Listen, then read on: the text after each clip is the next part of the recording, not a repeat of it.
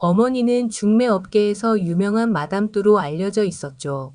그녀는 수십 년간의 경력과 방대한 네트워크를 바탕으로 최고의 신부감을 찾는 데 정성을 기울였어요. 결혼을 중개하는데 그저 조건만 맞춘다고 되는 것이 아니라 사람의 성향과 배경까지 고려해야 한다는 것이 어머니의 철학이었습니다. 1등급 며느리를 찾기 위해 어머니는 하루도 쉴 틈이 없었죠.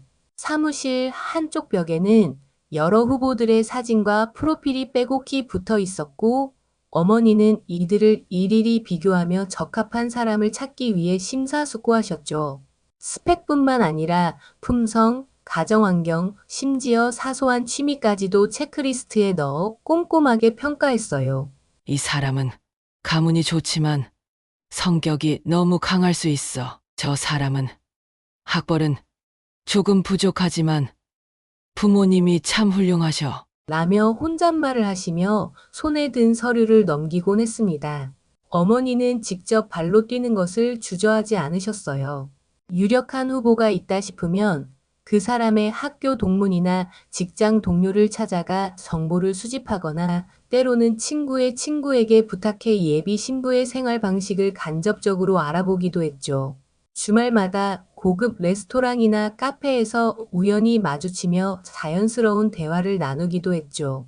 그렇게 심사숙고 끝에 가장 완벽한 며느리감을 추려낼 때면 어머니의 얼굴에는 뿌듯한 미소가 번지곤 했습니다. 이 정도면 우리 집안에도 손색 없겠지. 라고 스스로 중얼거리면서요. 어머니의 열정과 노력 덕분에 마담 뚜로서의 명성은 날로 높아졌고 1등급 며느리를 얻기 위한 그녀의 여정은 결코 끝나지 않았습니다. 어머니는 마침내 완벽한 며느리감을 찾아내셨습니다. 그녀의 얼굴에는 자신감이 가득했고 이제 저와 만남을 주선할 차례였죠.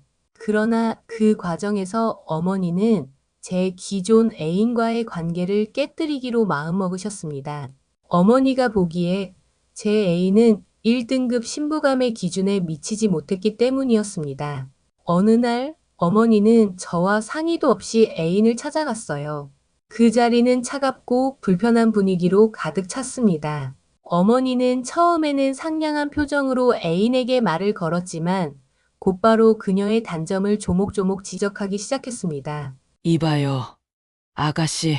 어머니는 낮고 단호한 목소리로 말했습니다. 우리 집안에 들어오려면 단지 사랑만으로는 부족해요. 저희 가족의 명성과 지위를 생각해 봐야죠. 아가씨는 좋은 가정에서 자란 것도 아니고 학벌도 그리 뛰어나지 않잖아요. 우리 아들은 더 나은 여자를 만날 자격이 있습니다. 애인은 말없이 듣고 있었지만 그녀의 손은 떨리고 있었습니다. 어머니의 공격은 멈출 기미가 보이지 않았습니다.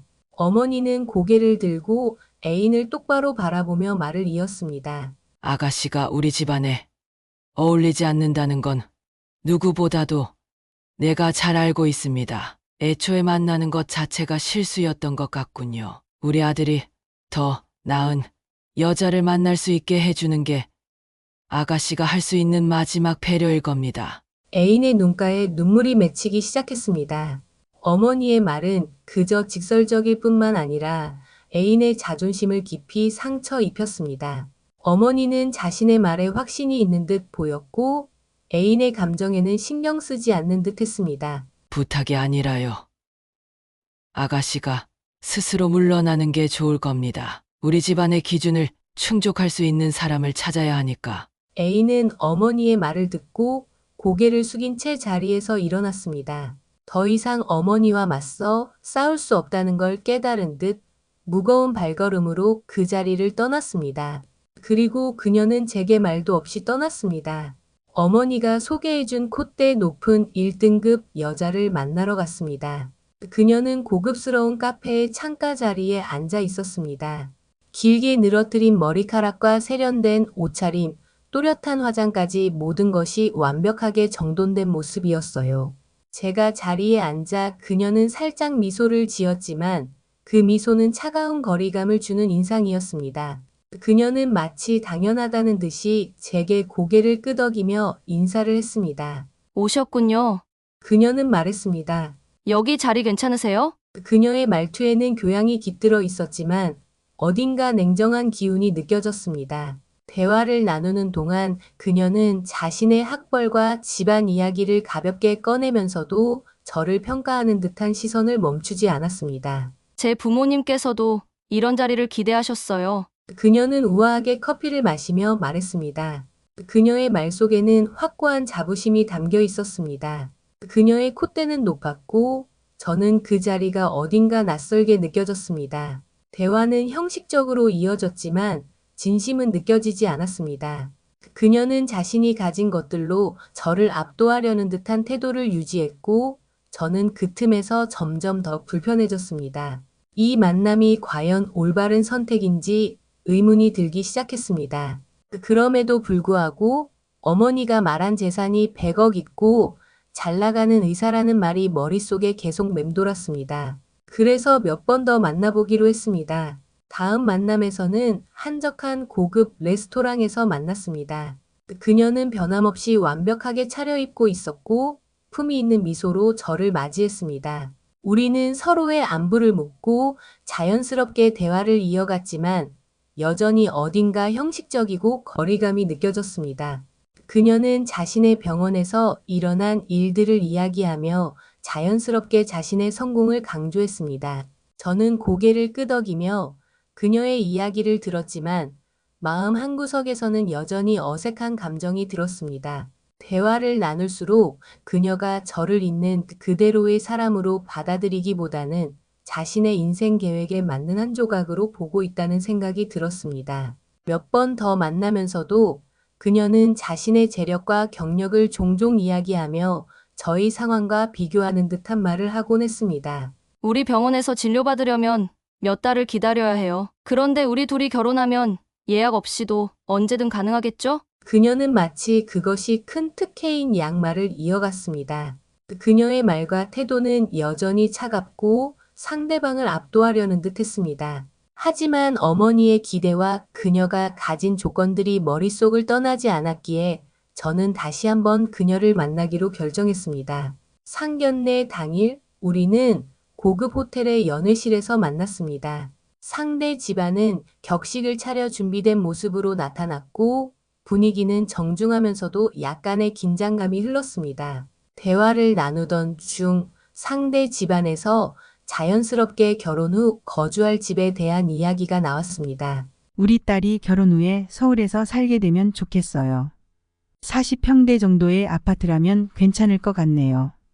상대 집안 어른의 말은 마치 당연하다는 듯이 이어졌습니다. 저는 잠시 당황스러웠지만 어머니는 곧바로 미소를 지으며 맞장구 쳤습니다. 네, 물론입니다. 우리 아들도 서울에 집을 마련할 계획을 하고 있었어요. 좋은 아파트를 알아보겠습니다. 그날 집으로 돌아오는 길 어머니는 집 마련에 대해 걱정스러운 눈빛을 감추지 못하셨습니다. 40평대 아파트라면 수십억 원이 필요한 상황이었습니다. 어머니는 이미 경제적으로 여유롭지 않은 상태였지만 어떻게든 상대 집안의 요구를 맞춰야 한다는 생각에 사로잡혔습니다. 며칠 뒤 어머니는 결단을 내렸습니다.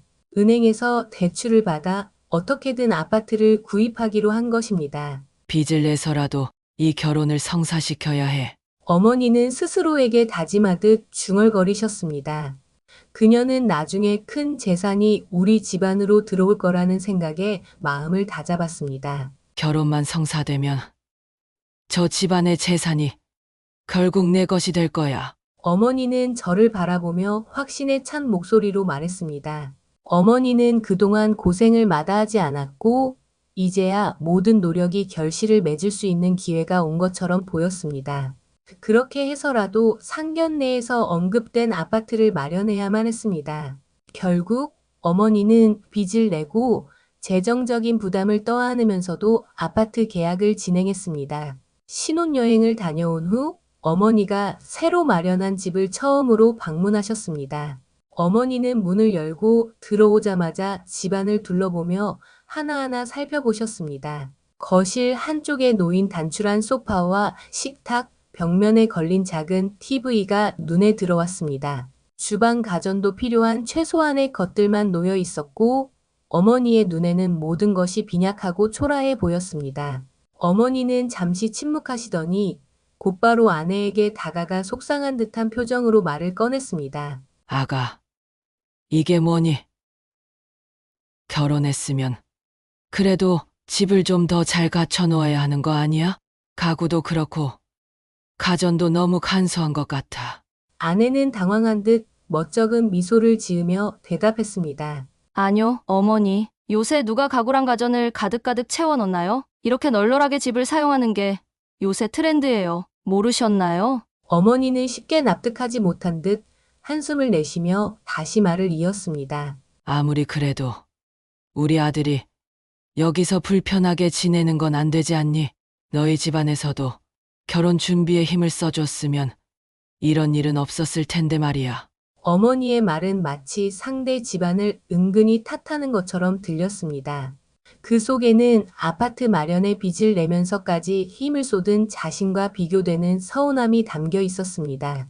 어머니는 거실 소파에 앉아 집안을 둘러보며 다시 한번 말을 꺼냈습니다. 아무래도 새 가구나 가전을 좀 더 드려야겠어. 내가 좀 도와줄 테니 너희도 신경 써서 집을 제대로 꾸미도록 해. 아내는 어머니의 말에 억지로 미소를 지으며 고개를 끄덕였지만 분위기에는 어딘가 어색한 긴장감이 감돌았습니다.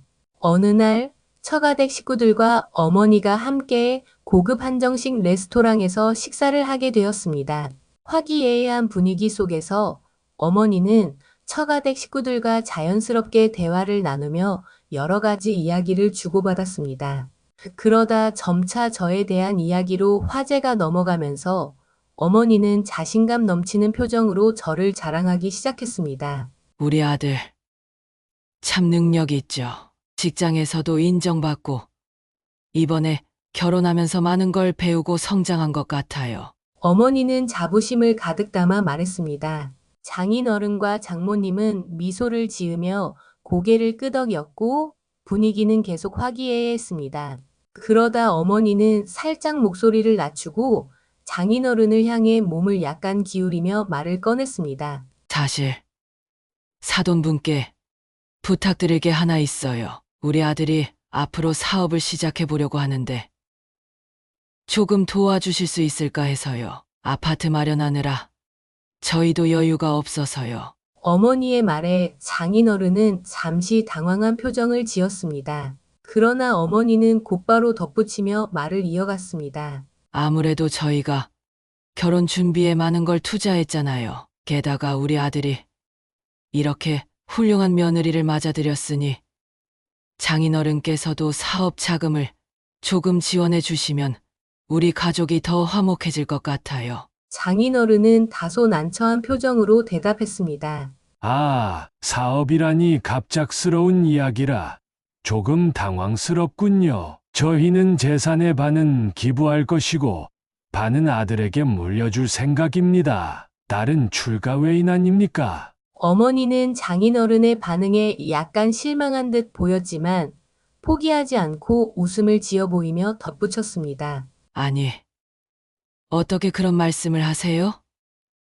딸도 엄연한 가족이라고요. 다시 한번 생각해 보세요. 두 집안이 협력해서 미래를 더 밝게 만들어가는 것도 나쁘지 않을 것 같아서요. 우리 아들이 정말 열심히 할 겁니다. 어머니의 말 속에는 상대 집안에 대한 기대와 함께 아파트 마련을 위해 희생한 본인의 노력을 인정받고 싶어 하는 마음이 엿보였습니다.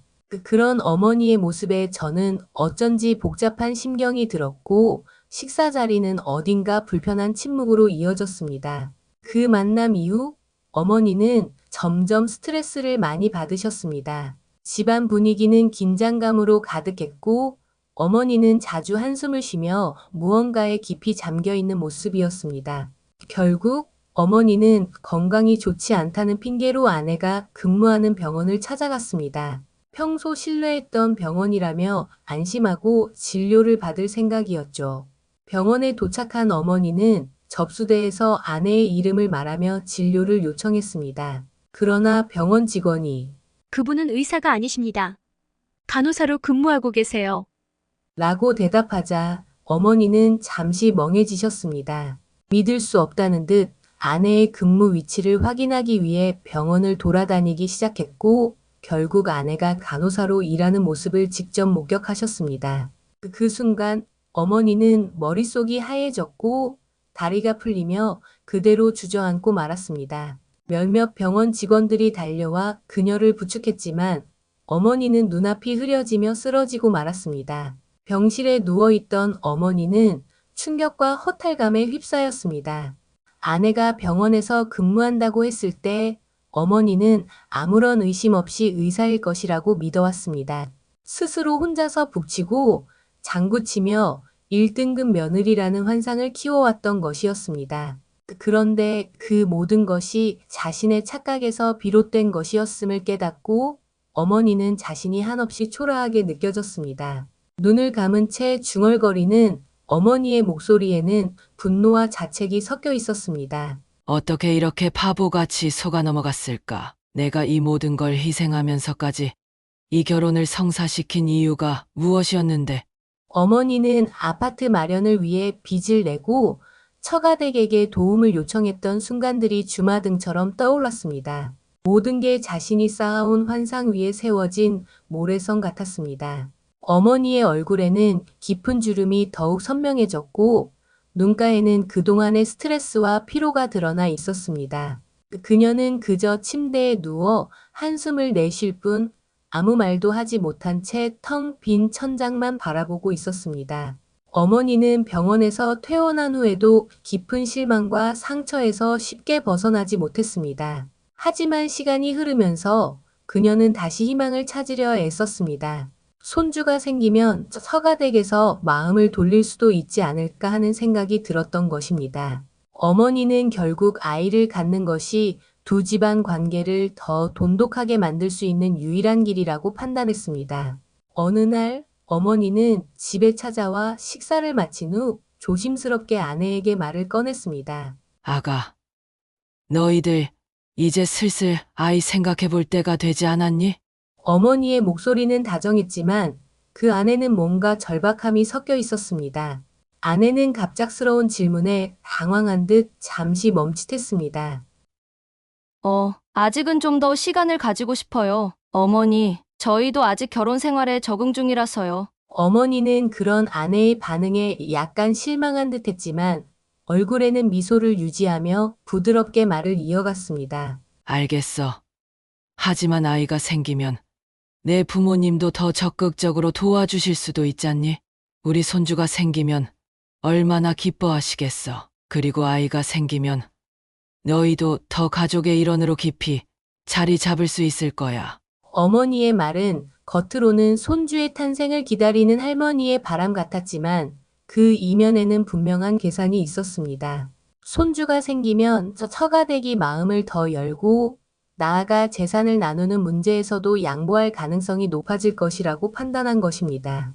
아내는 어머니의 의도를 눈치챈 듯 말없이 고개를 숙였습니다. 어머니는 그런 아내를 바라보며 다정하게 손을 잡고 다시 한번 말했습니다. 우리 아가, 내가 이렇게 말하는 건 너희가 행복해지기를 바라는 마음에서야. 손주가 생기면 우리 집안도 더 화목해지고 내 부모님도 분명 더 많은 관심을 가져주실 거야.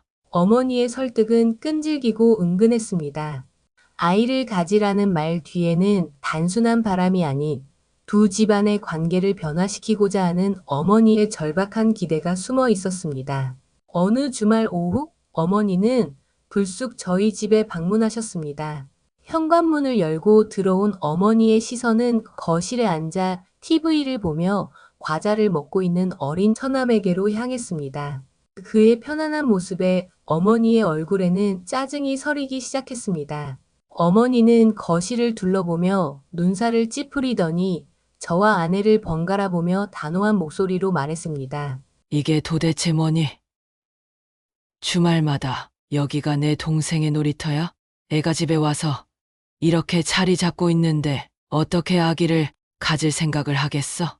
아내는 당황한 표정으로 어머니를 쳐다보며 대답했습니다. 어머니, 동생이 혼자 집에 있으면 심심해해서 잠깐 놀러 온 거예요. 매번 오는 것도 아니고요. 하지만 어머니는 더 화가 난 듯 목소리를 높였습니다. 잠깐이라니. 내가 올 때마다 여기에 있던데. 이게 잠깐이야? 결혼한 부부 집의 동생이 이렇게 자주 드나드는 게 말이 된다고 생각하니 너희가 아기 가질 생각을 안 하는 이유가 바로 이거구나. 어머니는 분노에 찬 눈빛으로 처남이 앉아있는 모습을 가리켰습니다. 이렇게 집이 시끌벅적하고 다른 가족이 드나드는데 어떻게 신혼집 분위기가 나겠어? 아이를 가지려면 조용하고 안정된 환경이 필요하잖아. 이러니 너희가 계획을 세우지 못하는 거야. 아내는 억울한 듯한 표정으로 변명하려 했지만 어머니의 단호한 태도에 말을 잇지 못했습니다. 어머니는 한숨을 내쉬며 고개를 저었습니다. 내 동생이 자꾸 드나들면 너희 부부가 온전히 서로에게 집중할 시간이 부족해. 이래선 손주를 볼 날이 멀어지기만 할 거야. 어머니의 말에 집안 분위기는 한층 더 무거워졌고 아내는 결국 아무 말 없이 고개를 숙인 채 어머니의 잔소리를 들을 수밖에 없었습니다. 어머니는 더 이상 참을 수 없다는 듯이 결단을 내렸습니다. 이렇게는 안 된다 싶어 직접 처가댁을 찾아가 아파트에 들인 돈만큼이라도 돌려받고자 마음먹었습니다. 어머니는 긴장된 마음으로 처가댁에 도착해 초인종을 눌렀고 잠시 후 문이 열리자 장모님이 어머니를 맞이했습니다. 아니, 무슨 일로 이렇게 오셨어요?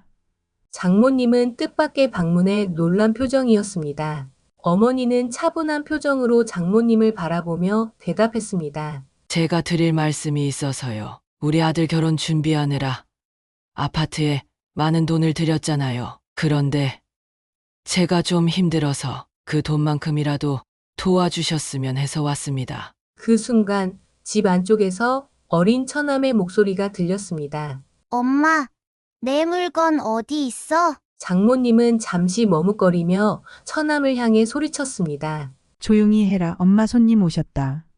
어머니는 그저 그 말을 흘려듣는 듯 했지만 처남의 목소리는 계속 이어졌습니다. 근데, 엄마, 우리 누나가 나 낳을 때 많이 아팠다며? 그래서 내가 엄마랑 같이 살게 된 거지? 어머니는 그 말을 듣고 순간 멈칫했습니다. 누나, 낳을 때? 그녀의 마음속에서 불길한 예감이 번져나갔습니다. 장모님은 당황한 표정으로 처남을 조용히 시키려 했지만 이미 어머니의 얼굴은 창백해져 있었습니다. 무슨 말인가요?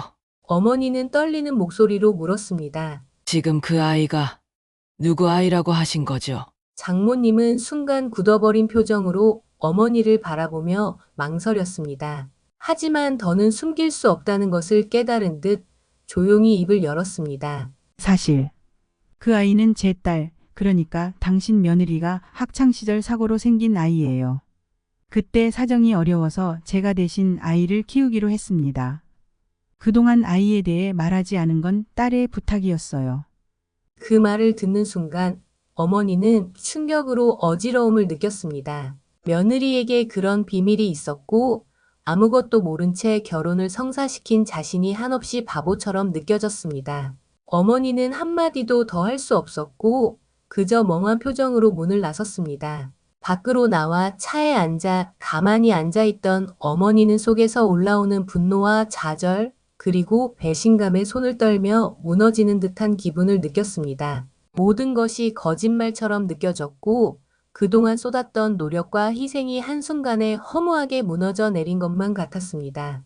어머니는 충격을 받고 그대로 쓰러지셨습니다. 처가댁에서는 급히 119에 연락했고 어머니는 병원으로 옮겨졌습니다. 그 소식을 들은 저는 황급히 병원으로 달려갔습니다. 병실에 도착하니 어머니는 의식이 없는 상태로 누워 계셨고 의료진은 안정이 필요하다고 말했습니다. 잠시 후 장모님이 조심스럽게 다가와 모든 사실을 털어놓았습니다. 처남이 사실은 아내가 학창시절 사고로 낳은 아이라는 것, 그동안 이 사실을 숨기고 살아왔다는 것, 그리고 어머니가 그 이야기를 우연히 듣고 쓰러졌다는 것을 말했습니다. 그 말을 들은 순간 저는 참을 수 없는 분노가 치밀어 올랐습니다. 어머니가 의식을 되찾은 뒤 저는 병실에 들어가 어머니를 향해 쏟아내듯 말했습니다. 어머니, 도대체 이게 뭡니까? 1등급 며느리라며 그토록 자랑하더니 결국 이렇게 모든 게 거짓이었잖아요. 그 완벽한 며느리 때문에 제 인생이 이렇게 망가진 겁니다. 어머니는 얼굴이 창백한 채 저를 바라보며 아무 말도 하지 못했습니다. 저는 분노에 찬 목소리로 이어갔습니다.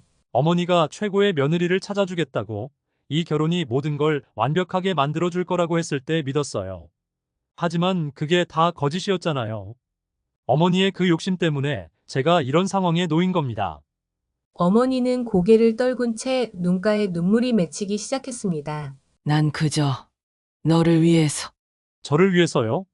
그게 정말 저를 위한 거였나요? 저는 한숨을 내쉬며 말을 이어갔습니다. 어머니는 그냥 자신의 자존심과 체면을 위해서 1등급 며느리를 고집하신 거예요. 그 때문에 제 인생은 거짓말투성이가 됐고 이제 와서 어떻게 감당하라고요? 어머니는 더 이상 말을 잇지 못하고 흐느끼기 시작했습니다. 저는 더 이상 그 자리에 있을 수 없어 병실 문을 세차게 열고 나왔습니다. 병원 복도를 걷는 내내 분노와 배신감이 섞인 감정에 사로잡혀 마음이 갈갈이 찢어지는 듯한 기분이 들었습니다. 얼마 후 저는 마음을 굳히고 아내에게 이혼을 고하기로 했습니다. 그동안 쌓인 배신감과 분노를 더 이상 감당할 수 없었고 어머니가 겪은 충격과 제 삶이 망가졌다는 생각에 아내와의 관계를 계속 이어가는 것이 무의미하다고 느꼈습니다. 집에 돌아온 저는 아내에게 진지한 대화를 나누고 싶다고 말했습니다. 아내는 저의 심각한 표정을 보더니 긴장한 얼굴로 저를 바라보았습니다. 저는 무거운 마음을 다잡고 조용히 말문을 열었습니다. 우리 이쯤에서 끝내는 게 좋겠어. 이 결혼을 계속 이어가는 게 맞는지 모르겠고 솔직히 난 지금 너무 힘들어. 그 순간 아내의 얼굴이 창백해졌습니다. 눈동자가 떨리며 저를 바라보는 그녀는 한동안 말을 잇지 못했습니다. 그러더니 떨리는 목소리로 겨우 말을 꺼냈습니다. 나 임신했어. 그 말에 저는 순간 멍해졌습니다. 아내는 눈물을 머금은 채 제 손을 붙잡고 간절한 눈빛으로 바라보았습니다. 제발, 나를 조금만 이해해줘. 이제 우리에게 새로운 생명이 생겼잖아. 이 아이를 위해서라도 우리 다시 생각해 볼 수 있지 않을까? 저는 복잡한 심정으로 그녀를 바라보며 아무 말도 할 수 없었습니다. 아내의 임신 소식은 너무 갑작스러웠고 모든 상황이 한꺼번에 뒤엉킨 듯 혼란스러웠습니다. 아내는 눈물을 흘리며 말을 이어갔습니다. 내가 잘못한 거 알아. 그동안 숨기고 살아왔던 거, 당신한테 말하지 못한 거 다 후회하고 있어. 하지만 제발 우리 아이에게 기회를 줘. 이 아이에게는 아무런 잘못이 없잖아. 아내의 간절한 호소를 들으며 제 마음은 흔들리기 시작했습니다. 하지만 배신감과 분노는 여전히 가슴속 깊이 남아 있었고 저는 쉽게 결정을 내릴 수 없었습니다. 그 순간 우리 앞에 놓인 현실의 무게가 더 무겁게 느껴졌습니다. 아내의 임신 소식을 들은 후 모든 것이 혼란스럽기만 했습니다. 제가 결혼 생활을 지속할 수 있을지 확신할 수 없는 상황에서 처가댁에서는 저희 부부를 위해 중대한 결정을 내렸습니다. 장인어른과 장모님은 저희를 집으로 초대해 차분한 분위기 속에서 대화를 시작했습니다. 장인어른은 깊은 한숨을 내쉬며 말을 꺼냈습니다. 이번 일로 많이 힘들었을 텐데 우리 딸이 정말 미안해하고 있다는 걸 알아주길 바랍니다. 이제 곧 태어날 아이를 위해서라도 저희가 힘이 되어드리고 싶습니다. 그러면서 장인어른은 조용히 덧붙였습니다. 그래서 우리가 너희에게 30억 상당의 재산을 주기로 했다. 아이와 함께 시작하는데 필요한 모든 지원을 아끼지 않을 생각이야.